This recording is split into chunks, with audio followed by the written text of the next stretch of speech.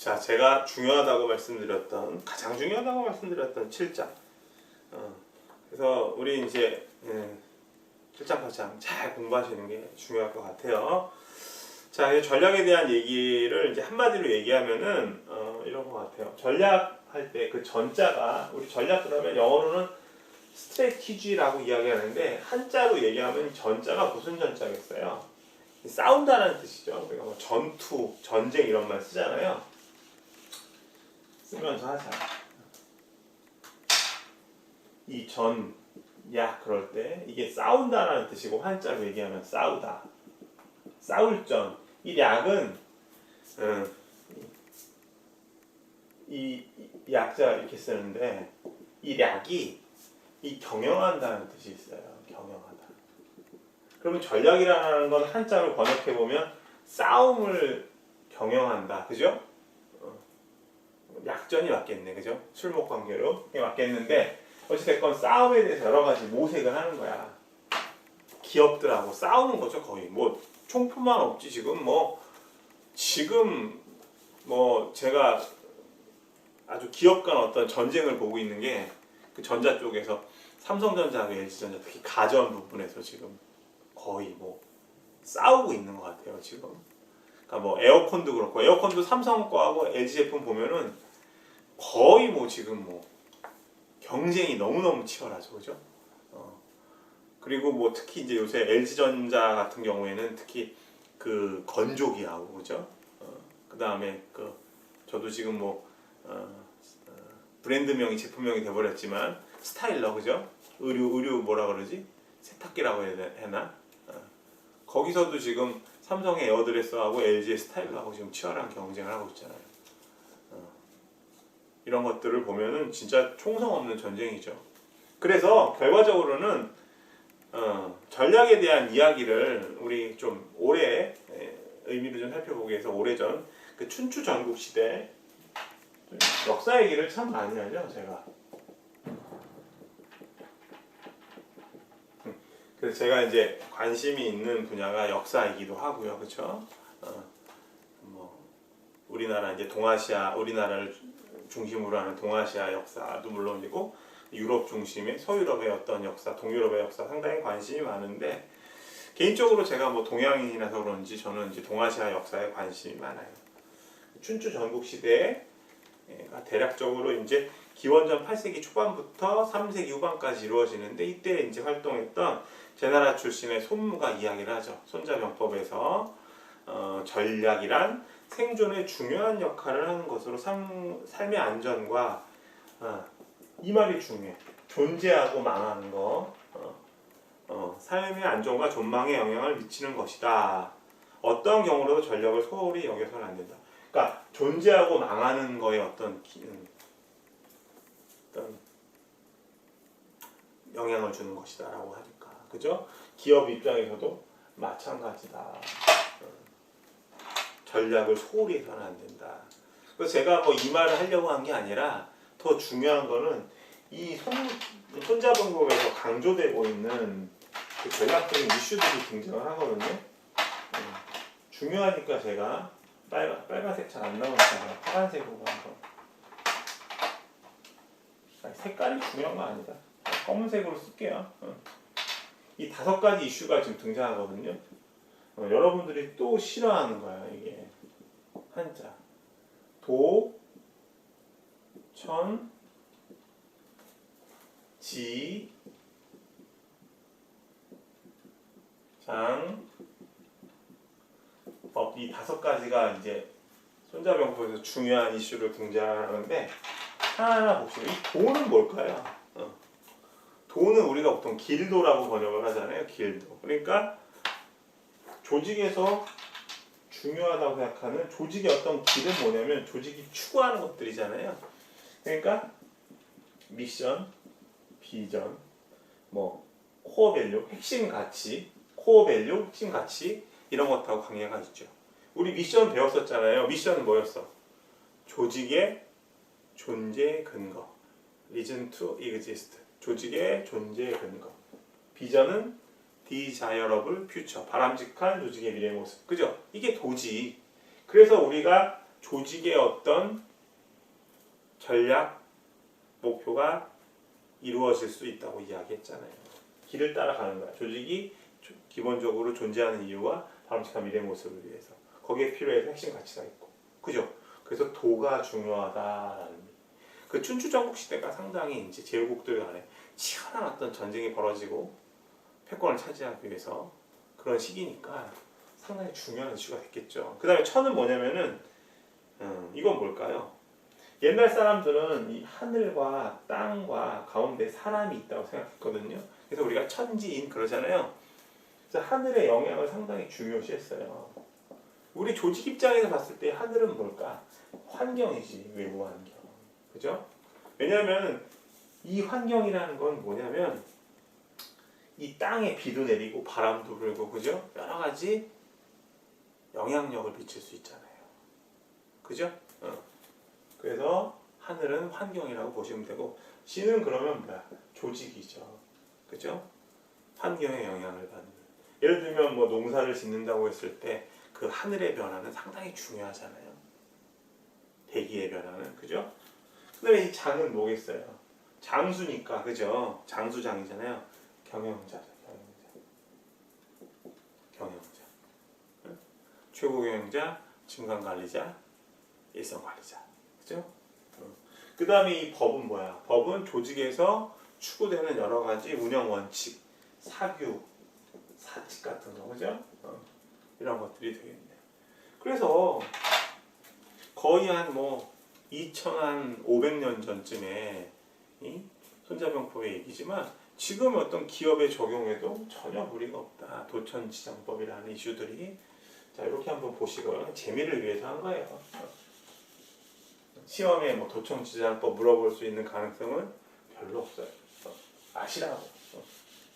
옛날 뭐 그러니까 뭐 손자병법에서 뭐 36개 얘기한다 뭐 이런 건 하지 말고.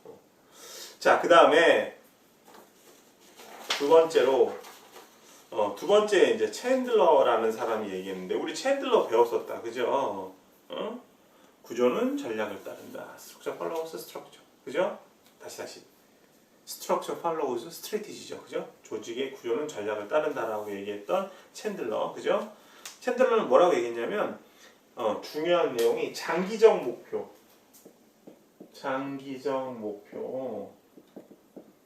중요하다. 그 다음에 경영자원 배분.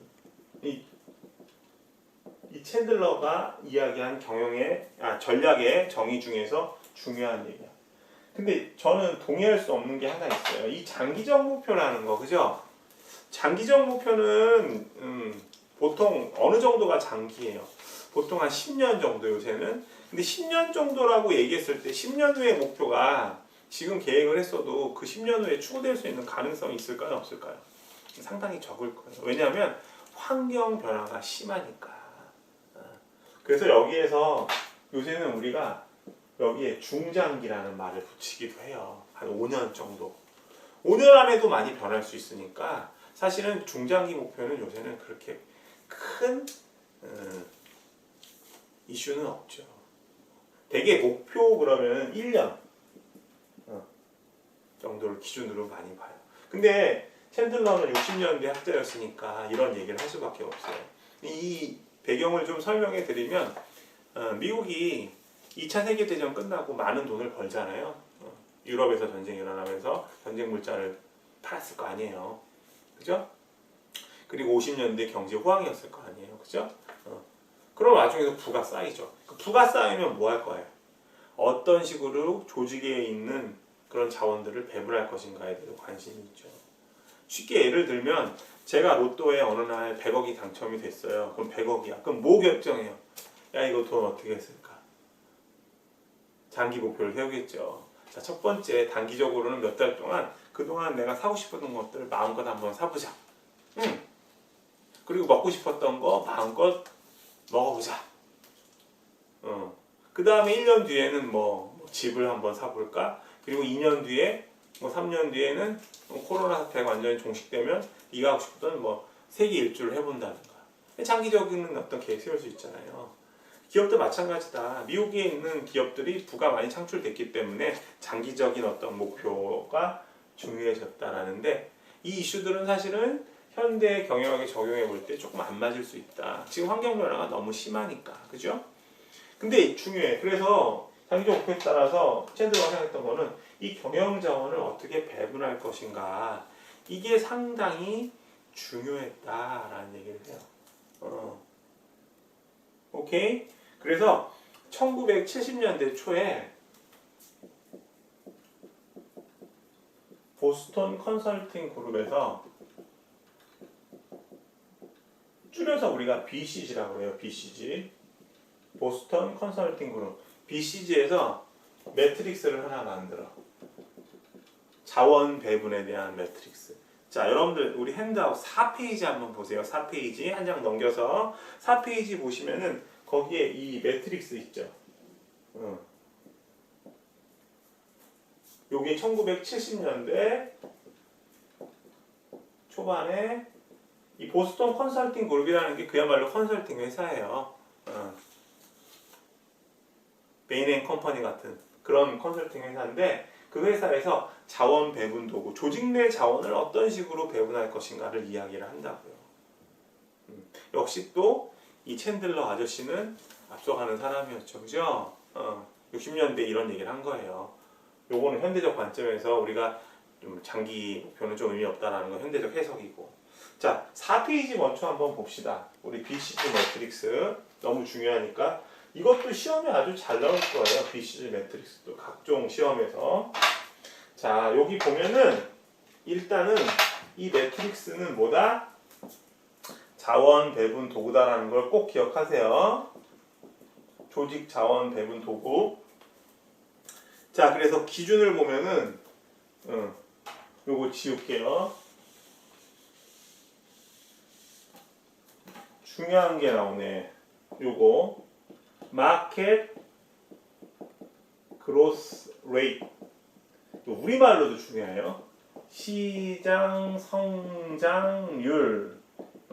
시장 성장률, 마켓 그로스 레이트. 시장 성장률하고 뭘 가지고 나누냐면 렐러티브 마켓 쉐어. 렐러티브 마켓 쉐어. 요거는 상대적. 렐러티브는 마켓은 시장, 쉐어는 점유율. 이렇게 좀 의역을 해서 시장 점유율. 요걸 가지고 시장 성장률, 마켓 그로스 레이트과 렐러티브 마켓 쉐어가 높고 낮음에 따라서 네 가지 매트릭스가 나온다. 그래서 여기 이렇게 써보자. MGR 요 약자예요. 마켓 그로스 레이트에. 그리고 렐러티브 마켓 쉐어는 RMS라고 써볼게요. 각각 높고 낮고, 그죠? 여기 높고 낮고 이렇게. 그래서 여기는 뭐냐면은 여기는 스타 이름이, 그 다음에 여기는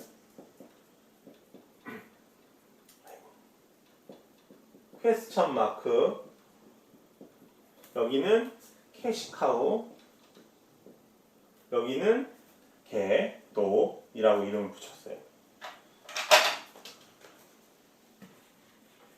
자, 이게 뭐라고요?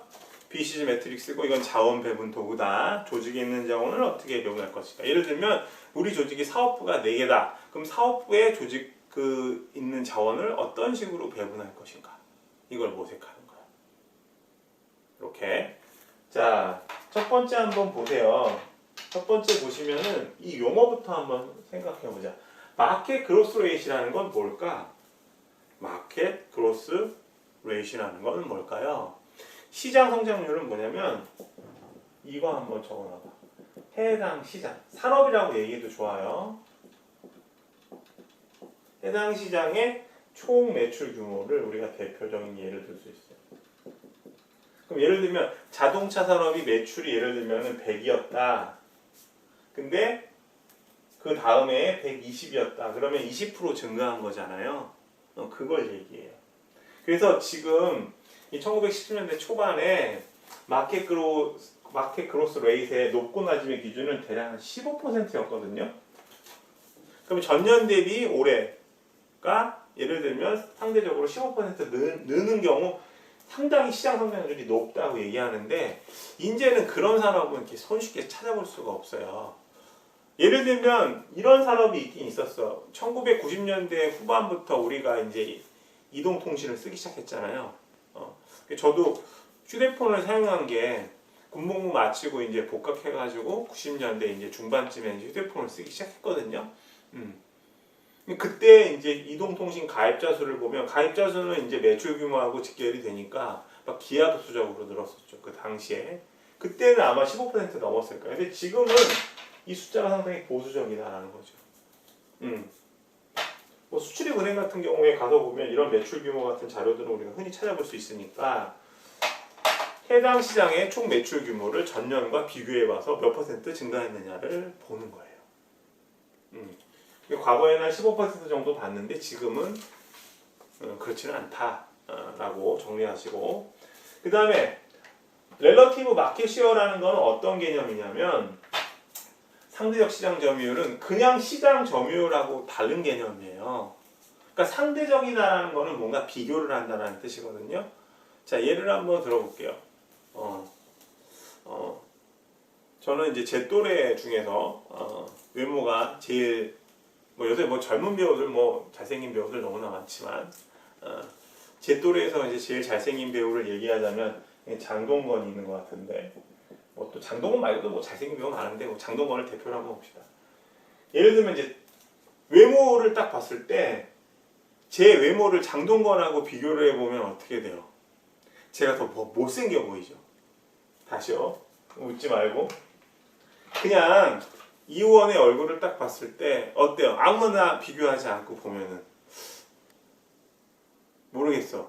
근데 예를 들면 옆에 장동건이 옆에 똑같이 있다고 생각해 보세요. 제 옆에 이렇게 장동건이. 그러면 제가 장동건하고 외모 차이가 확 나면서 아 되게 못생겼네 이우원 이럴 거 아니에요. 근데 이우원이 못생겨 보이는 이유는 뭐냐면 장동건이랑 비교했기 때문일 거예요. 그죠? 그냥 이우원만 보면 잘 모르겠는데 이럴 수도 있을 거예요. 근데 지금 내가 웃긴 얘기 하려고 하는 게 아니라 지금 상대적 시장 점유율 얘기하려고. 그래서 상대적 시장 점유율을 보면 내가 현재 점유율이 얼마만큼 큰지 작은지가 더 비교가 잘 된다는 거지. 이해되셨죠? 자, 조금 전에 우리 이통사를 얘기했으니까 이통사에 한번 시장 점유율 한번 봅시다.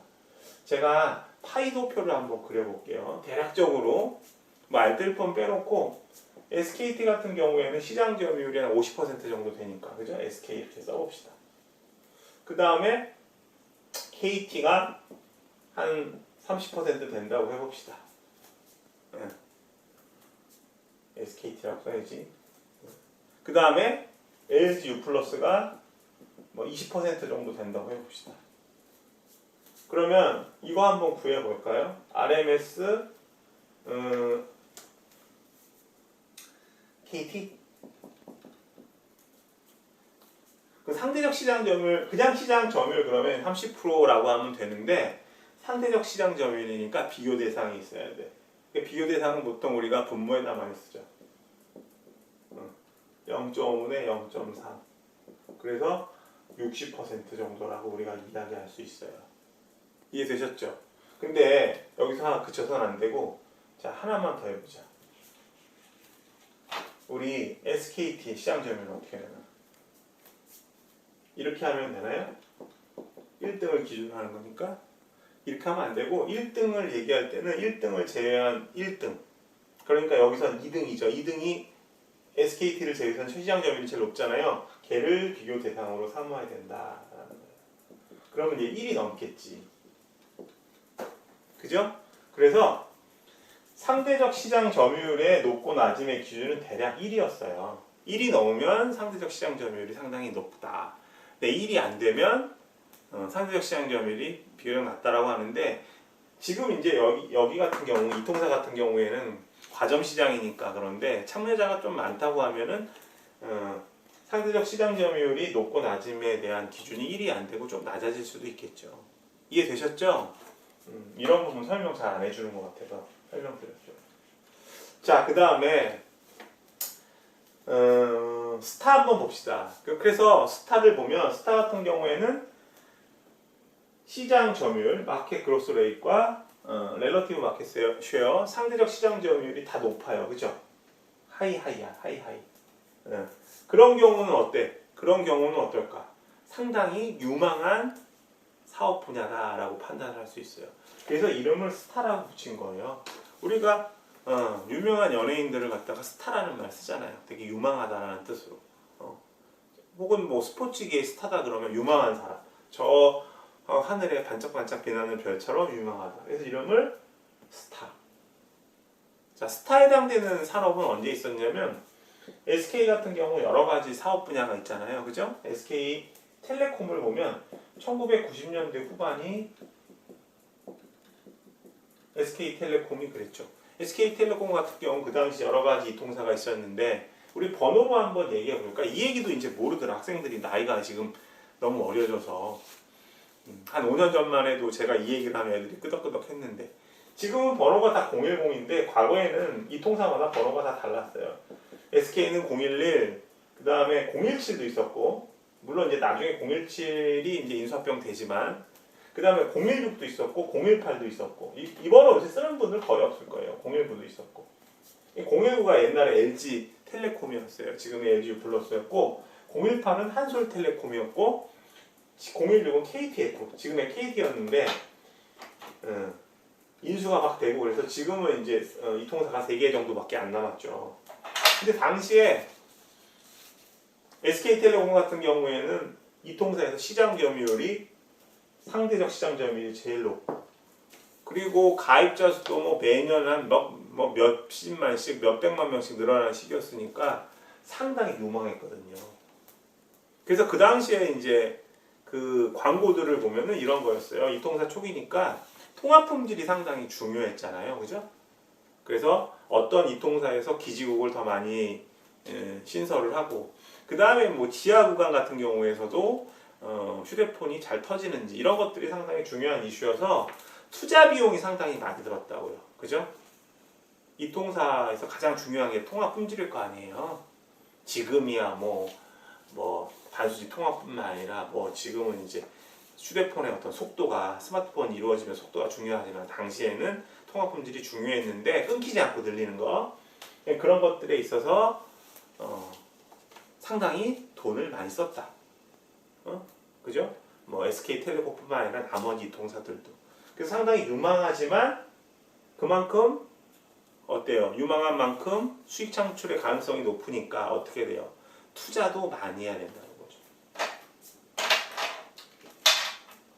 투자 많음. 인프라 구축하려면. 그러니까 자원 배분 많이 하겠어요? 적게 하겠어요?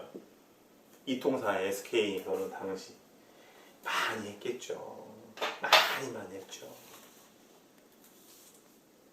그죠? 뭐 설비 확충하고 통합 품질 늘리고 그죠? 광고도 막 그런 광고들이 대부분이었던 것 같아요. 통화가 잘 터진다 이런 얘기들. 그래서 시간이 지나요. 요게 2000년대로 와. 2000년대, 한 2010년대로 오게 되면 어떻게 돼요? 가입자 수가 점점 줄어들겠죠. 이렇게 될 거예요. 그림으로 그려보면 요게 이제 시간이고 이게 이제 가입자 수라고 한다면 이렇게 됐겠지. 요게 이제 90년대에 이루어진 흐름이고 이렇게 안 되겠다. 이렇게 되겠다. 이렇게. 그지? 이렇게 되겠다.